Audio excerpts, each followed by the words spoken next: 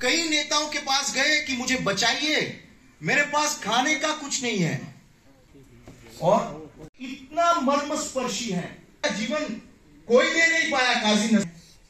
और इस आयाम में एक अंत में एक विषय रखना चाहता हूं, मैं राजनीति छोड़ दूंगा।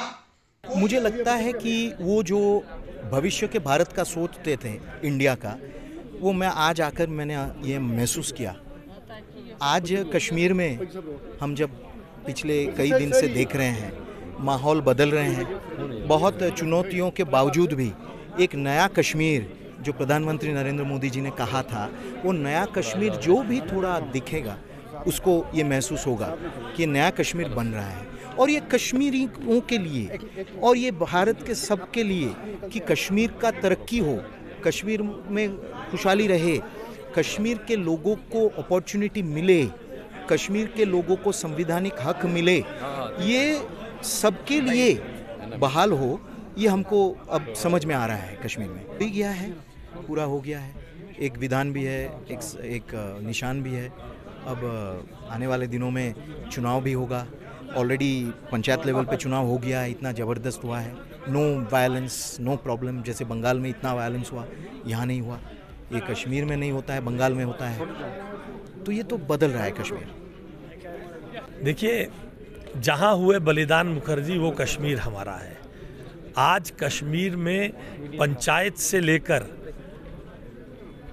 से लेकर जिला तक जहां भारतीय जनता पार्टी के प्रतिनिधि नरेंद्र मोदी जी का सबका साथ, सबका विकास, सबका विश्वास और सबके प्रयास को लेकर जा रहे हैं, उसने ये साबित कर दिया है कि मुखर्जी जी ने जिस बात के लिए बलिदान दिया था, श्यामा प्रसाद मुखर्जी जिस बात के लिए शहीद हुए थे, जम्मू कश्मीर देश के अन्य राज्यों की तरह तरक्की करे, आगे बढ़े, वो सपना सच हुआ है। हमारे डीडीसीज़ की मौजूदगी में, यहाँ सैकड़ों लोगों की मौजूदगी में जब श्यामा प्रसाद मुखर्जी के बलिदान को याद किया जाता है, it is a dream come true from every BJP activist. अब डिलिमिटेशन के बाद जो पटवार हल्के इधर से उधर हुए हैं, जो आबादी इधर से उधर विधानसभाओं में हुई है, उसके हिसाब से वोटर लिस्ट बनेगी और अपना प्रोसेस चलेगा।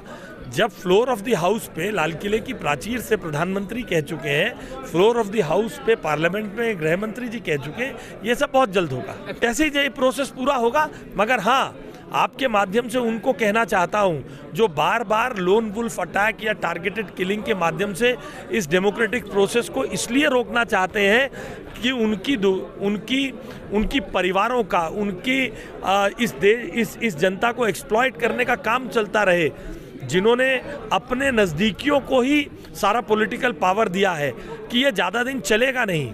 जनता अब उनसे सवाल पूछ रही है, यहाँ का गरीब, यहाँ का धोबी, नाई, मोची, रंगरेज, उनको कहाँ प्रतिनिधित्व मिला? अब नरेंद्र मोदी के टेन्योर में उनको मिलने का समय आ गया है। देखिए, आज के दिन जो है हमारे लिए, पार्टी के लिए बहुत बड़ा दिन है, और इससे बड़ी खुशी की बात क्या हो सकती है। आज हम टैगोर हॉल में यहाँ सारे उपस्थित थे, जमा थे यहाँ पे, और हमने सबों ने इस दिन को अच्छे उत्साह के साथ मनाया। हर एक कोने से हमारे वर्कर आए हुए थे और दिल्ली से भी हमारे नेतागण आए हुए थे।